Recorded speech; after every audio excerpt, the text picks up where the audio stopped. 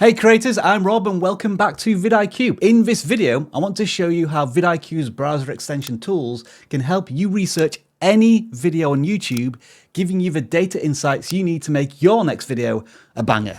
Let's get started. All right, let's go onto a YouTube watch page now, where you'll find a ton of vidIQ features over on the right-hand side from what is basically our iconic tool set, the video scorecard. This is one of vidIQ's original tools. It's been around for over a decade and we've slowly improved it over time. And to be honest, YouTube just feels naked without it. We'll start at the top of the views component of the video scorecard, which first shows engagement rate. This is how many likes and shares there are compared to view counts. We also have the views per hour count that we saw earlier, and the outlier number. This time the video is performing 100 times better than expected for the channel. But what you can also do here is click on the button and it will show similar outliers compared to that video across all of YouTube, which is awesome for research. You can also track the performance of a video over different time periods, such as first 24 hours, 7 days, 28 days, or all time.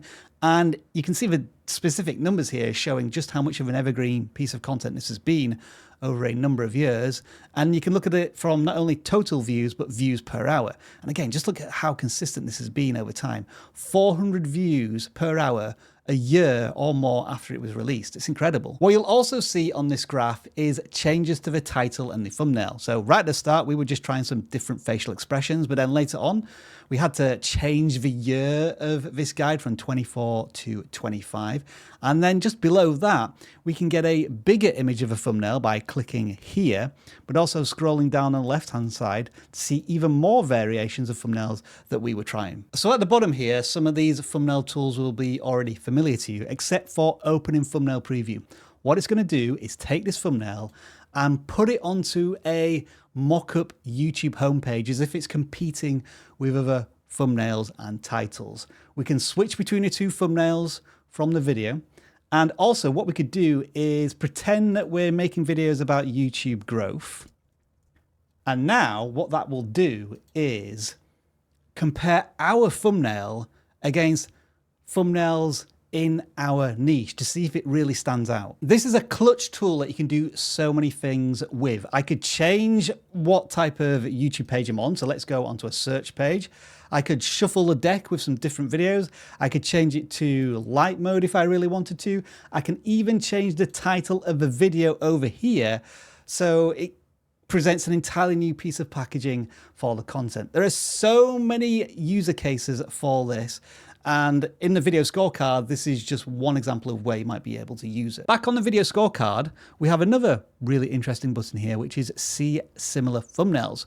What this will do is go out and find similar thumbnails around YouTube on this topic and that have a similar visual style and show them to you. Again, as another powerful research tool. And just to complete the view section of the video scorecard, you can see alternative timelines of the thumbnail and title changes here.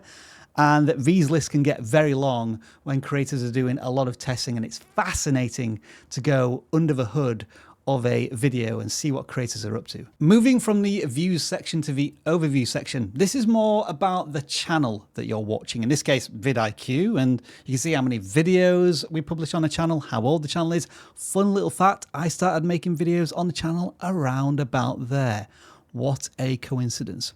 And the rest of the information is more legacy data that we've included for many years. Controversial keywords, that's if you included anything in your title and description, which may flag some monetization concerns on the video, but less used these days. SEO scorecard, that's about matching up keywords in the title and the description. The higher the score, the better. This doesn't guarantee video success, especially these days, but it's just an indicator that you're doing all of the right things on your channel.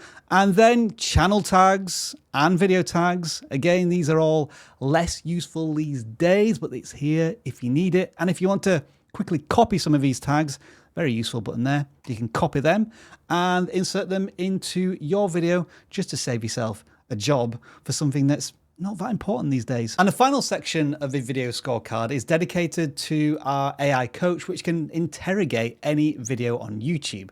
So in this example, I'm going to quickly ask our AI coach to summarize this video, but you saw that there were other options, including suggest 3 ideas for my channel based on this video, and also trying to determine why the hook was good on this video or why the video was successful or not. And all of this can be done through the AI coach, as well as prompting it specific questions you would like to know about any video on YouTube. All right, we're almost there with the video watch page, I promise you, but there is one more button which contains a truly awesome feature. It's actually on the video player itself. So if you mouse over and then go down to the controls in the bottom right, you'll see a vidIQ button here.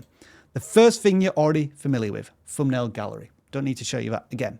The second feature is taking a snapshot of a video right here, right now, like this. This could be useful if there's tons of information on screen and you don't want to pause the video, you just want to take a screenshot of it and review it later. Nice work. This final one, though, is the real kicker. Transcript. It will open up the transcript over on the right-hand side here, as YouTube includes. So all of the text, that's nice. But there is a copy transcript button here, which takes the entire transcript of a video and puts it in your copy and paste functionality, and you can include the timestamps if you want. This is absolutely clutch for doing deep research on how effective a script is for a particular video. So that is all of the vidIQ tools on a YouTube watch page. But hang on, there's a new way to watch videos these days. YouTube Shorts. Yeah, we've got you covered there as well. On a YouTube Shorts watch page, we have a little vidIQ button there. Click it and it will reveal the scorecard. Now, this is a bite-sized version of a scorecard. You can track the progress of a video in terms of views. You've also got views per hour, engagement, and if you click on the channel here at the bottom, it will give you the channel information as before. But here are some crucial points to this scorecard. It shows you when it was uploaded, which sounds obvious, but I don't know if you noticed, with YouTube Shorts, they've actually removed that information from videos, which can be a little frustrating when you're trying to track the longevity of a short. And also the outlier tool is still here. 57 times outlier, you click on it, it takes you to that same place where it's going to show you similar shorts that have performed really well over the same time period where you can do more research. And that was just the YouTube watch page. The download link is on screen now, as well as in the video description. And if you want to see everything our browser tools have to offer you on the home page, channel pages, search pages, the YouTube studio, and more, watch the complete guide right here.